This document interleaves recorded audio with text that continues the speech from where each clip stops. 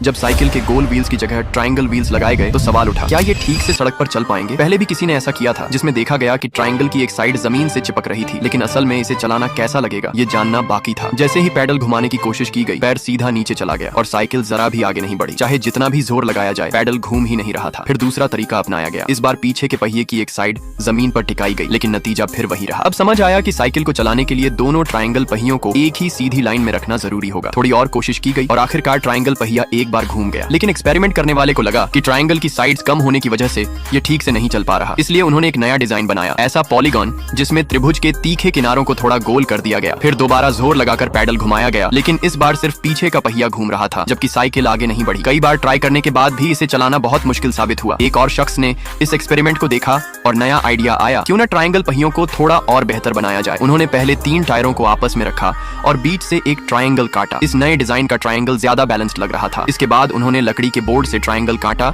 और तीनों किनारों पर टायर जोड़ दिए। यही प्रक्रिया दोबारा अपनाकर दूसरा पहिया भी तैयार किया गया। अब बारी थी एक खास स्लाइडिंग ट्रैक बनाने की, जिसे पहियों के ऊपर लगाया गया। सबसे दिलचस्प बात यह थी कि पीछे का पहिया साइकिल के फ्रेम से जुड़ा नहीं था, इसलिए जब साइकिल चलती तो पूरा फ्रेम भी हल्का हल्का हिलता। ऊपर के स्लाइडिंग ट्रैक ने इस सवारी को और भी ज्यादा बैलेंस्ड बना दिया।